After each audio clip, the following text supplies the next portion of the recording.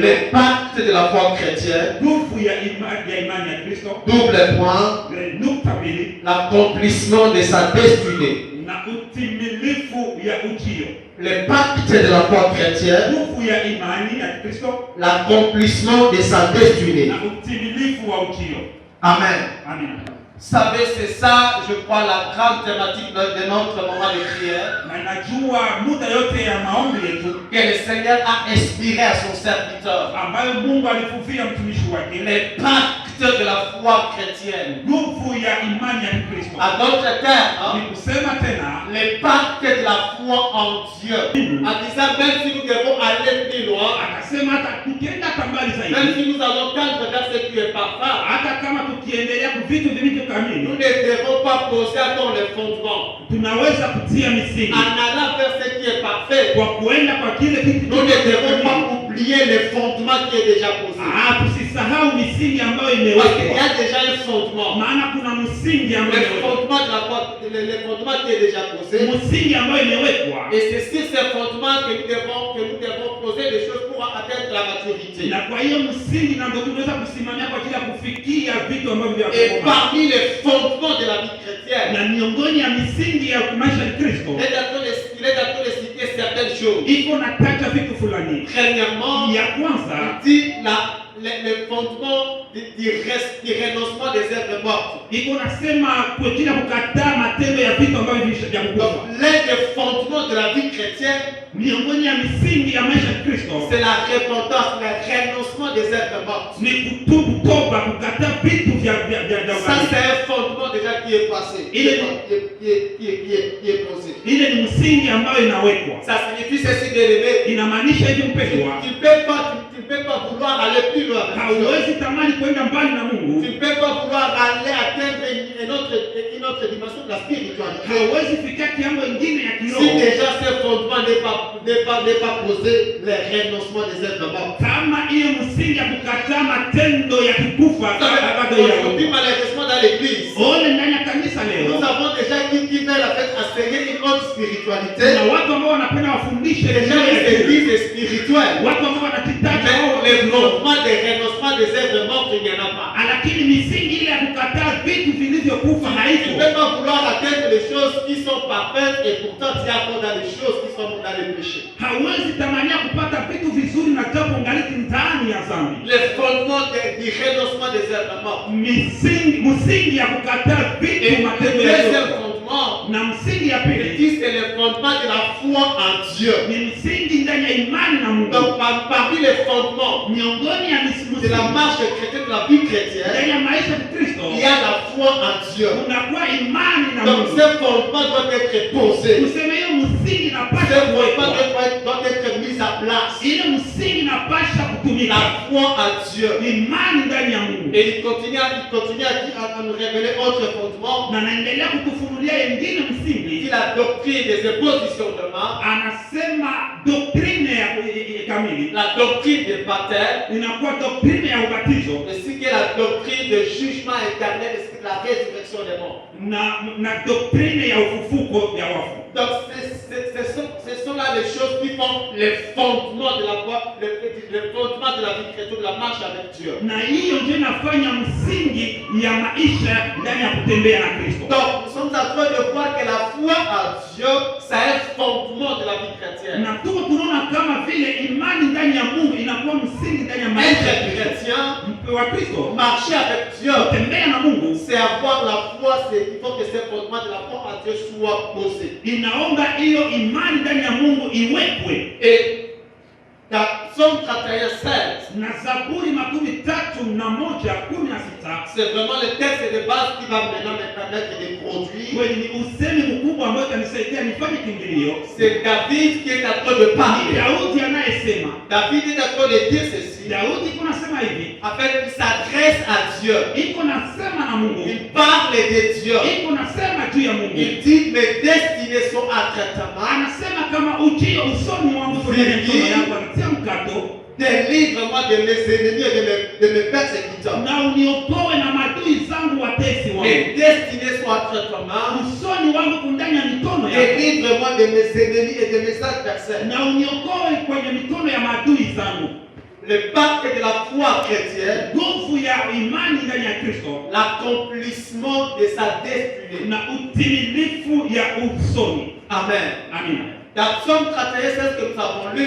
Ndani ya Zaburi ambayo tumesoma 31, David est en train de reconnaître, d'établir trois vérités, trois faits la sénacée. Daudi iko naonesha ukweli tatu ndani ya hii mshairi. Dans Psaume 31, Ndani ya Zaburi 31 il y a trois faits, kunakuwa alama trois tatu, vérités kunakuwa ukweli que tatu j'aimerais établir. ambao nilitaka kusema. La première Ya vérité kwanza ya ukweli que David est en train ambayo d'établir, Daudi iko nasema et celle-ci, iko hii, c'est qu'il a une destinée. kusema anakuwa na usoni ukio. Amen.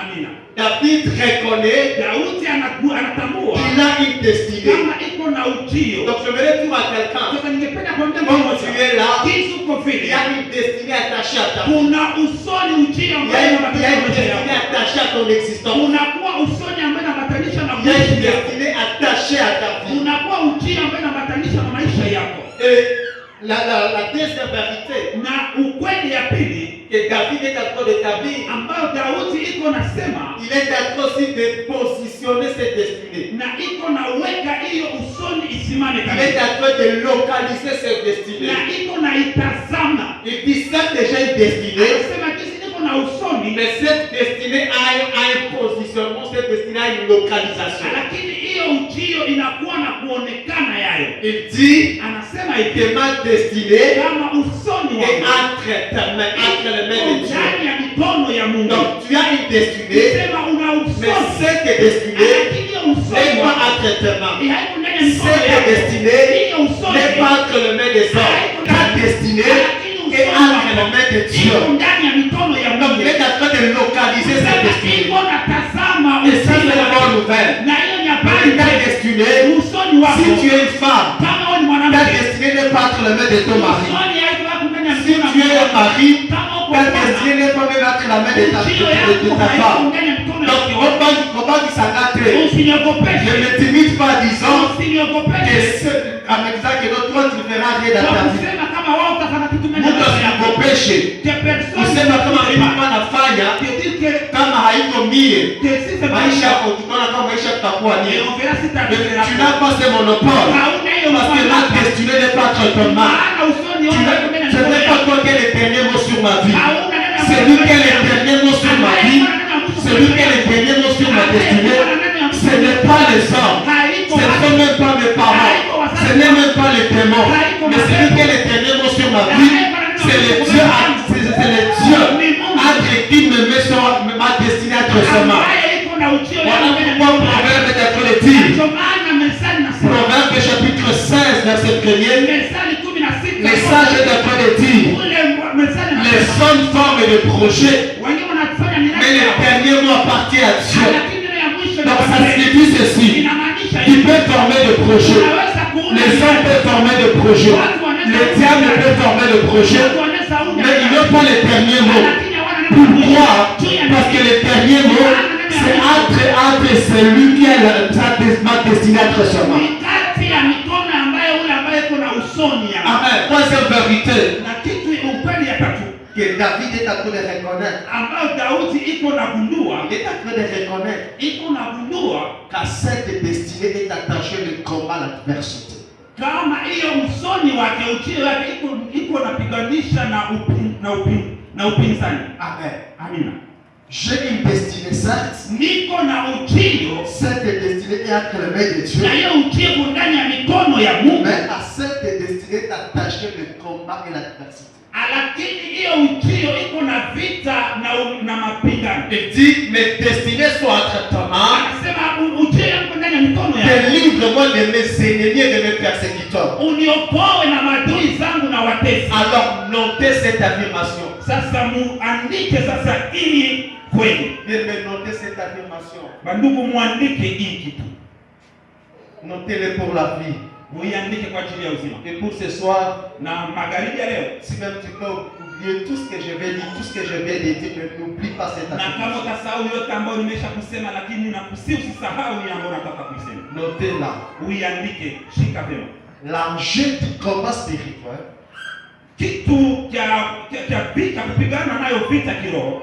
l'enjeu du combat spirituel est la destinée.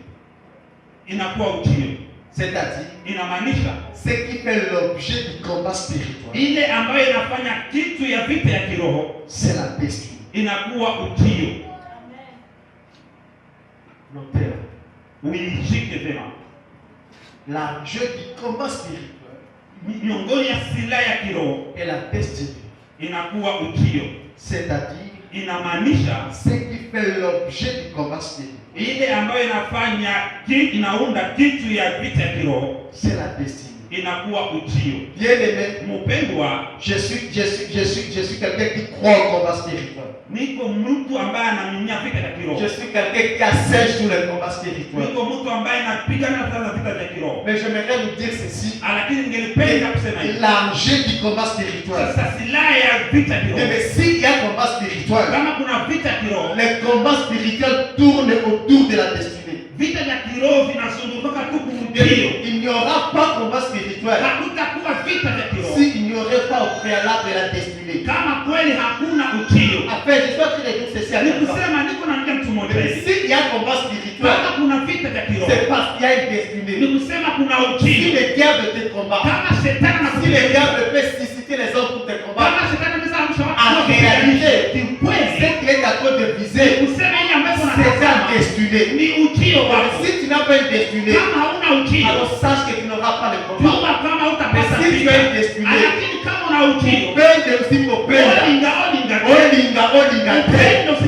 le combat il y en aura. Alors tu dois comprendre, puisque j'ai une destinée, et le combat c'est autour de ma destinée. Je voudrais dire ceci à quelqu'un. Sa destinée, il n'y a pas de combat spirituel. Parce que le diable, lorsqu'il te combat, il est à toi de viser le non-accomplissement de ta destinée. Mais l'élément majeur, l'élément fondamental, l'élément indispensable pour l'accomplissement de ta destinée, c'est la foi. Voilà pourquoi le diable, pour détruire ta destinée, il ne combat pas le mariage. Le diable pour combattre ta destinée, il ne peut pas combattre ton travail. Le diable pour détruire ta destinée, il ne peut pas combattre tes enfants. Mais le diable pour détruire ta destinée, il va attaquer cet élément fondamental qui s'appelle la foi.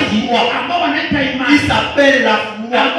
Voilà pourquoi dans Luc 22, 31 que nous avons lu, un jour, Jésus dit Simon,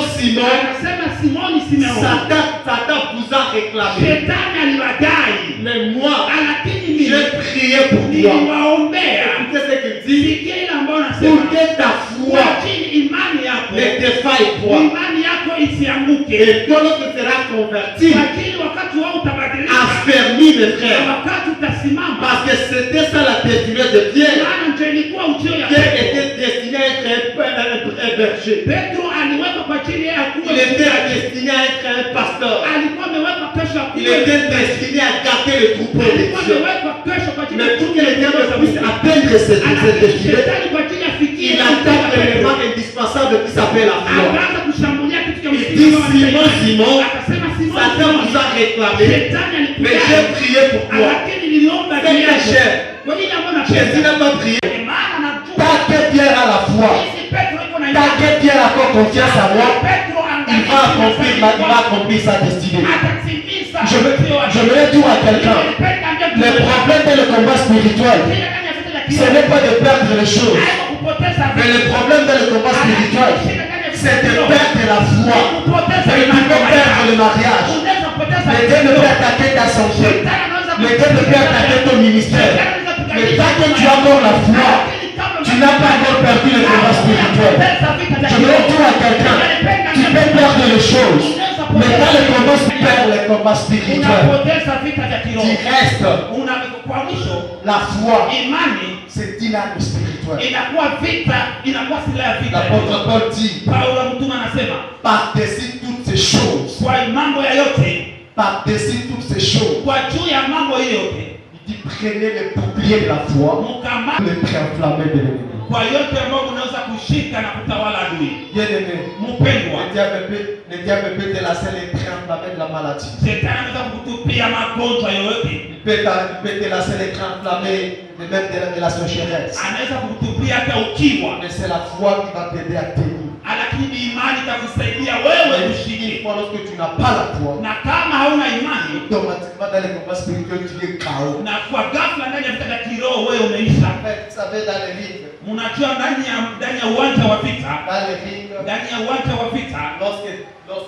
lorsque deux boxeurs sont en train de se battre, vous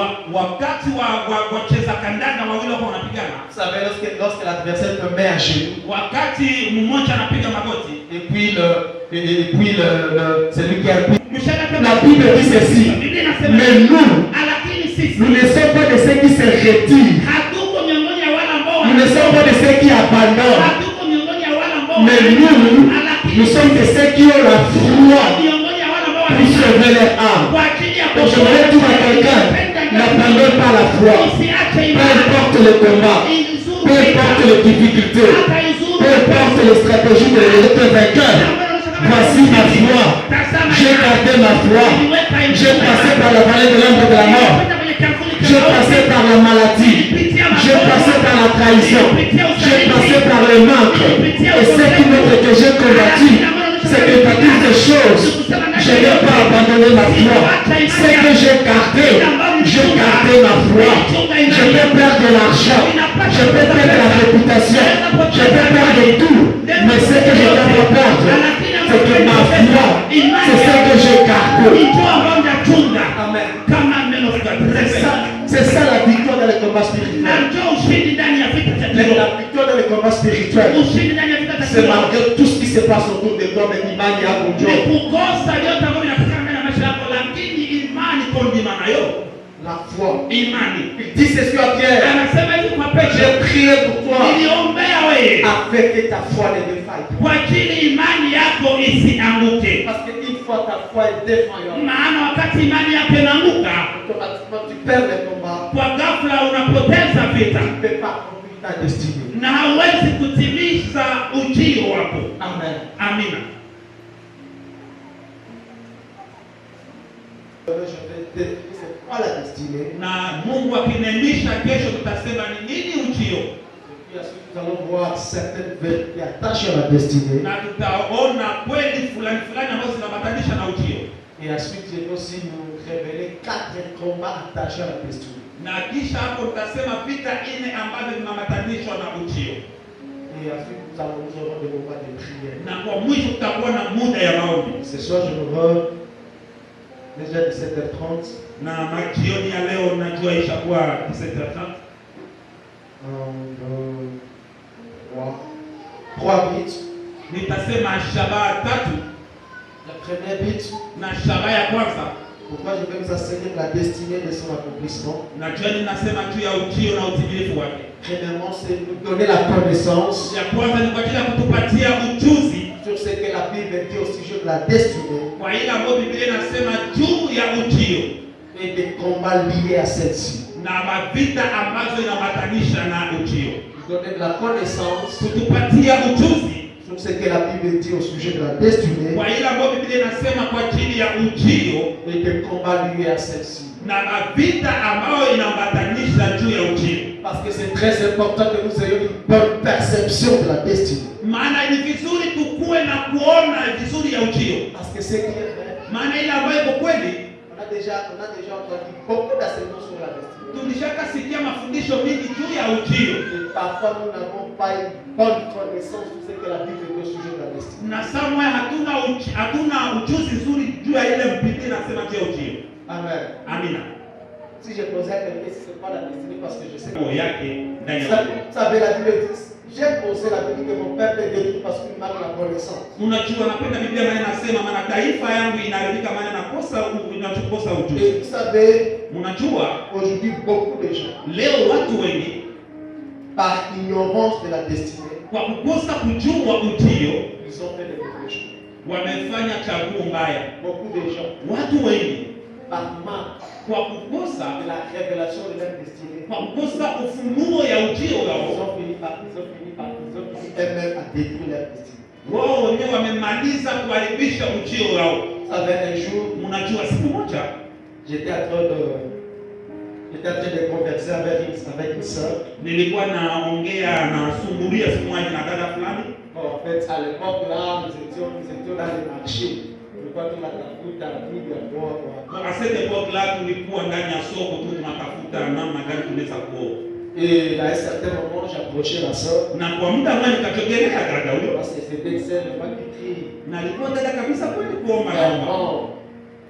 Très fervente. Alikuwa kabisa jasiri Et kuomba. pendant qu'on était en train de partager, Na tulikuwa tunaongea je lui ai dit non. na nikamwambia En fait, tu sais que le mariage, kusema ile ndoa c'est juste un paramètre en fait, pour accomplir sa destinée. ni kitu kwa ajili ya kuandaa ujio.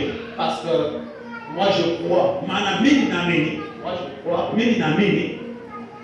il y a la femme de la destinée, il y a l'homme de la destinée. unakuwaka mwanamke wa ujio na mwanaume wa ujio. Si nous allons comprendre, c'est pas la destinée, nous allons comprendre. Tukaelewa ujio ni nini na mtaelewa yale ambayo tunasema. Et elle aussi, elle avait la même compréhension, la même perception. Na yeye alikuwa vile vile na mawazo moja na mimi.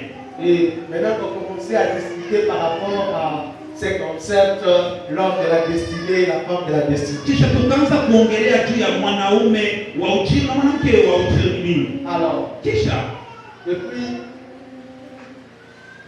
lorsqu'on a décrit la destinée, na wakati alinifafanulia ni nini ujio et dans sa conception, na ndani ya kuona vitu kwa yeye, l'homme de la destinée, mwanaume wa ujio sur toute la terre, kwa dunia yote nzima, c'est juste un seul homme. Le pouvoir d'amour. ce n'est qu'un seul homme. Le pouvoir d'amour est voilà qu'un destin où je t'accoudia. Donc c'est un seul homme que Dieu a déjà choisi pour elle. C'est juste un seul homme. Ni kusema ni mtu mpaka moja. Elle n'avait pas tort. Alikuwa hana kosa. Alikuwa Alors maintenant, je lui pose la question. Sasa mimi namswali. Par exemple, Kwa mfano, si kama tu te maries kama unaolewa à un homme, na mwanaume depuis après un temps, na kisha muda cet homme meurt, huyo mwanaume anafariki, et que tu crées une chose qu'il y a un autre homme qui vient et t'épouse. ama mwingine mwanaume anakuja tena anakuchumbia Tout anakuoa, ça dans les cas contraires, ama kwa kinyume yale un homme épouse une femme, mwanamume anaoa à un mwanamke certain moment, cette femme décède, na kwa saa moja yule mwanamke anafariki, elle prend une deuxième femme. na kisha anakamata mwanamke wa pili anaoa. Maintenant, Sasa entre les deux, kisha kati ya wale wawili la femme de la destinée, c'est mwanamke wa ujio ni nani sasa, ama mwanaume wa ujio ni nani? elle dit, Akaniambia pas oublier l'autre papa pour la femme de la destinée. please, Pas oublier l'autre papa pour la femme de la destinée. akasema mwanamke wa ujio Parce que quand la femme de la destinée, kama ni mwanamke wa ujio avant de tout, elle ne devrait pas mourir. pourquoi il a dit ça? Je alisema hivi Parce que dans sa conception, ndani ya kuona vitu kuyeye, dans la définition qu'on appelle de la destinée, ndani ya ufafanuo yake ya ujio. donc destinée, comme on a destinée pour tout le monde, tous les mois, il est comme chaque année. Donc veut dire que l'homme de sa destinée c'est quelqu'un que Dieu a déjà choisi pour Or, elle. si nous comprenons bien la destinée, Na tukaelewa sasa ujio. bon, je donne un exemple, je donne l'exemple de Pasteur Janvier. Sasa mimi napana mfano kwa mchungaji Janvier. Pasteur Janvier s'est marié avec Maman. Mchungaji Janvier ameoa Mama Alliance. Pasteur Janvier a sa destinée. Mchungaji Janvier anakuwa na ujio wake. Maman Alliance aussi a sa destinée. Na Mama Alliance naye kuna ujio yake. À un certain moment, Na kwa muda fulani Dieu a permis Mungu aliruhusu que Awane, baba et au travers de ce mariage, na kupitia ndoa ile en état uni, kukuwa baba pameungana, chacun a d'accomplir sa destinée dans ce mariage. Kila mtu uko natimiza ujio wake ndani ya hiyo ndoa. Maman Alliance a accompli sa destinée à côté du pasteur. Mama Alliance iko natimiza ujio wake kupembeni ya Pasteur aussi a accompli sa destinée à côté de maman. na mchungaji Shavina iko natimiza ujio wake kupembeni ya Mama Alliance. Parmi les vérités que je vais donner, le problème c'est que maintenant, Maman Alliance par rapport à sa destinée, il y a déjà une durée de temps. Sasa kulingana na Mama Alliance, kulingana na ujio wake iko na muda fulani. Ça peut faire en sorte que j'ai pris que bon, mimi naomba nisikue vile. Ça peut faire en sorte que Dieu prend Maman Alliance avant. Inaweza kuwa ke Mungu anakamata Mama Alliance mbele. Parce que par rapport à sa destinée, Dieu avait prévu que Maman Alliance va vivre par exemple 60 ans. Labda kulingana na Mungu alisemaka Mama Alliance ataishi miaka 60. 30 ans.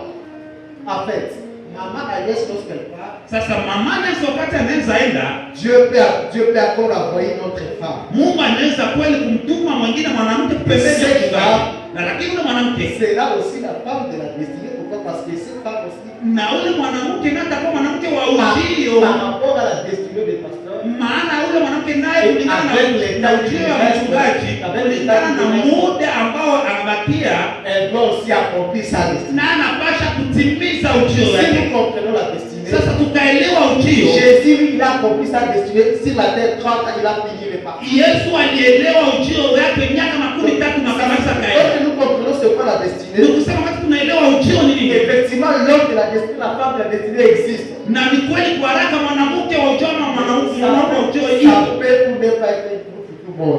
Anaweza kuwa une pas une seule personne. Amen. Amen. Par exemple, typique. Kwa mfano, Par exemple, le pasteur Marcel. sawa vile mchungaji Marcelo. La femme que l'avait épousée avant. Mwanamke mwenye alioa mbele. C'était la femme de la destinée. Alikuwa mwanamke Parce wa qu'avec ujio. elle, ils ont marché ensemble. Maana kwa muda fulani walitembea naye, La femme, kisha mwanamke lorsque mission que Naïcha, quand sa mission est terminée, elle est partie. le pasteur Marcel, Dieu a encore la mission avec lui. Lakini na mchungaji Marcelo na kazi na Mungu. Et puis Dieu a envoyé la deuxième femme. Il va encore l'accompagner. Kwa juu ya msindikize ndani ya utimilifu tu wa ujio wake. Maintenant, si tu ne connais pas c'est quoi la destinée, Sasa kama mwelewa ni nini ujio, parfois, saa moja on va dire des choses qui ne sont pas vraies. Amen. Amen. Donc, le premier but, comme je le disais, Sasa shabaha ya kwanza sisi nilikuwa nasema c'est nous donner de la connaissance sur ce que la Bible dit au sujet de la destinée. ni kutupatia ujuzi kulingana na ile ambayo Biblia inasema juu yake ya ujio. Et des combats liés à celle-ci. Na vita ambavyo vinaambatanishwa juu ya ujio. La Bible dit ceci, Biblia inasema ndani ya Mezali. Proverbe chapitre 19, verset 2. Mezali 19:2 yake. La Bible dit ceci. Biblia inasema hivi. Les marques des sciences. Les marques des sciences, les marques des connaissances ne vont pour personne. Kukosa ujuzi Ne vont pour personne. inakuwa vizuri juu ya mtu.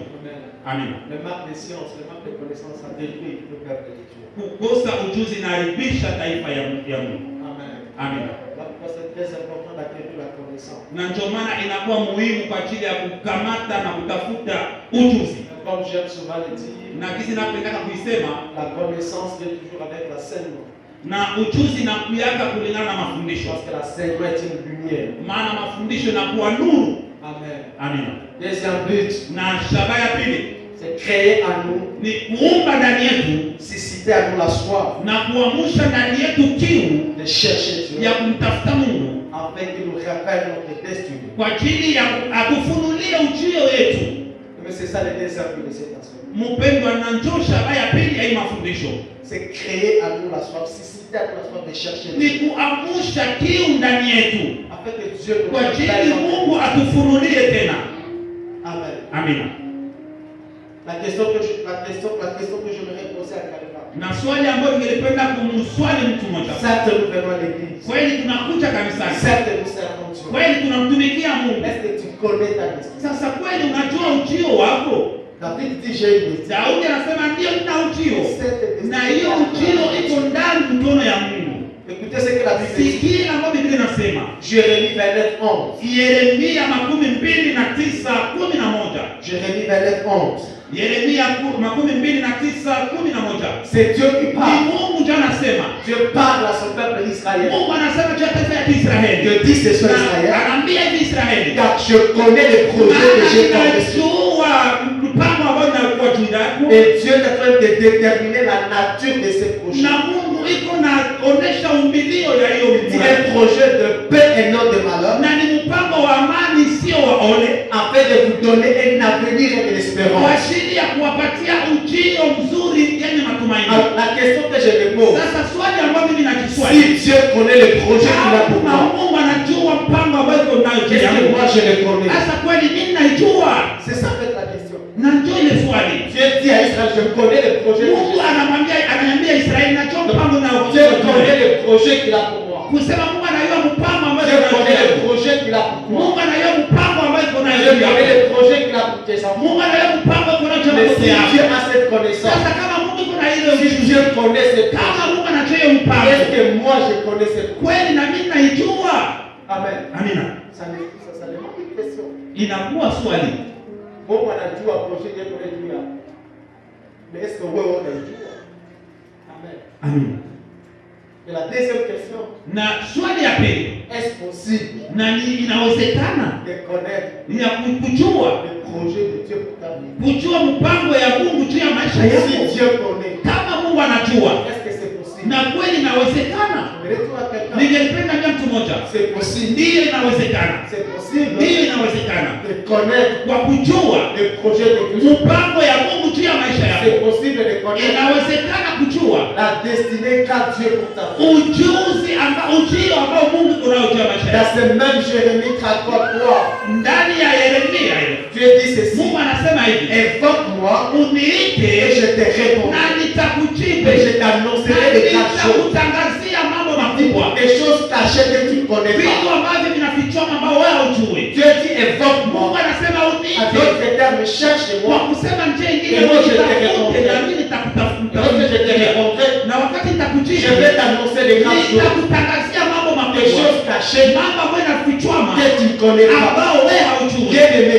Mpendwa, parmi les grandes choses, miongoni ya mambo makubwa, parmi les choses cachées miongoni ya mambo ambayo yanafichwama que Dieu ambao Mungu veut nous révéler, ambayo Mungu anapenda c'est kufunulia aussi notre destinée. ni ujue wetu naye, Le projet qu'il a pour nous. mpango ambayo kunao juu yetu. Parmi les grandes choses, Miongoni ya mambo makubwa, vous savez, la destinée. unajua ujio. La destinée, c'est quelque chose tellement de précieux. Ujio ni kitu ambacho cha thamani. Ta destinée tellement glorieuse. Ujio wako ni yenye utukufu, À tel point que Dieu a pris soin de les cacher. kunamna ambao Mungu alikamata maamuzi ya kuificha. Toute chose de valeur. Mkida Avec Dieu les civils. haiko Bwana Donc, ici, wa bakari. tous ici, nous sommes dans l'armée de Ni Dieu. kusema shema kama tuko ndani ya jeshi ya Mungu. Donc, c'était déjà une pensée que nous devons faire pourquoi combattant. Ni kusema ilikuwa deja mawazo. Donc, le général est bon. Ni kusema nilikuwa jemadari wa Bwana. Ma plan, ma stratégie, ma combat spirituel. Na ndio vile nilikuwa napana mbingu zote za vita vya kiroho. Je me souviens lorsque j'étais avec Sangani, Nakumbuka wakati nilikuwa kwenye mji wa Kisangani et pendant que je priais, na wakati nilikuwa naomba je disais Seigneur, oriente-moi dans ce que je veux prier. na nilikuwa naambia Bwana niongoze ndani ya kanisa ambalo nitapaswa kuombea ndani. Et Dieu m'avait révélé un nom. Na Mungu akanifunulia mwanaume, Avec parce que j'avais la vision que Dieu m'avait donnée. maana kulingana na maono ambayo Mungu alinipatia, Dieu m'avait révélé cet homme-là, je l'ai vu. Mungu akanifunulia yule mwanaume, nikamwona Il était habillé à tenue militaire. alikuwa na vala kama vazi za jeshi Il avait le calot du général. na alikuwa na mapeta kama vile jemadari. Moi j'étais à son côté. Sasa mimi nilikuwa pembeni yake Moi aussi j'étais habillé. na mimi nilikuwa navaa Et j'avais les galops de caporal. lakini nilikuwa na peta kama vile ya niki, Donc j'avais compris que na nikaelewa kama hier j'avais déjà dimension. kukushakuwa lengo Donc mimi hatua fulani ngana donc c'est que je sois à ses pieds. inaomba niko kwa miguu Et yake le coach qui m'oriente. aniongoze Donc c'est comme ça. na ndio vile Là les choses de Dieu aussi. ndani ya vitu vya Mungu Parfois il y a des niveaux, il y a des na galops. kuna kuwaka mahatua On ne mangazi, vous trompe pas. basi wadanganye Dans les mpendo. choses de Dieu, Ndani ya vitu vya il Mungu y a des niveaux, il y a des uko galops. mangazi. Il y a de ces serviteurs de Dieu, ils ont déjà atteint un rang là. Il a déjà passé des expériences. Sasa upiganisha mais ala. Njoo wewe bado lako unaanza. Ungaliki liki luko napanda kidogo kidogo.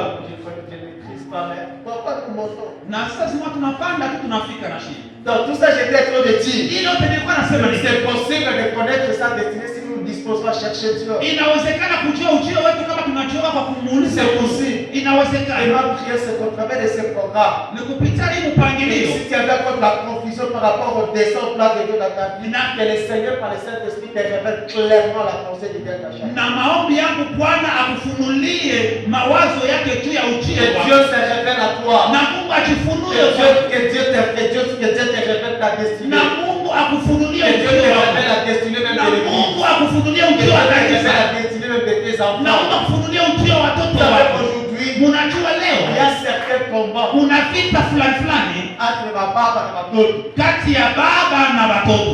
C'est juste parce que Nimejuu baba paske papa a projet tu as mtoto, aza na projet na mwanae Mungu vile una projet tu as mtoto. na epitie aussi a le projet avec Sasa. alors Parfois il y a combat. kisha kunakuwa vita sasa Maman alias, na mama ni cet enfant, huyo mtoto c'est un enfant que Dieu nous a ni donné. mtoto mwenye Mungu aliwapa. Dieu a un projet pour Mungu lui. iko na mpango juu yake. Unapasha sema Kisha unapasha sema sema mtoto yangu huyu mtoto yangu uko ya kwetu ministre. ifo aza la ministre, Le projet ya Mungu lakini projet ya Mungu c'est un prophète. atakuwa Alors nabii. wewe sasa kati moya Sasa wewe bata moya mtoto wako parce que c'est ton wewe enfant. mtoto soma mapicha ya science politique. Parce que c'est ton enfant, tu commences maintenant à le poser dans les choses des affaires politiques. La chose de Dieu. Lakini vitu ya Mungu Mtoto ajisikii. mon l'enfant là ne Kwa sera sababu pas baadaye vrai. vitisho ya maombi. Matin midi soir Ndio mbona kabisa unasema mtoto wa nyumba ya watumishi. mais malgré le dans Et parfois c'est un conflit.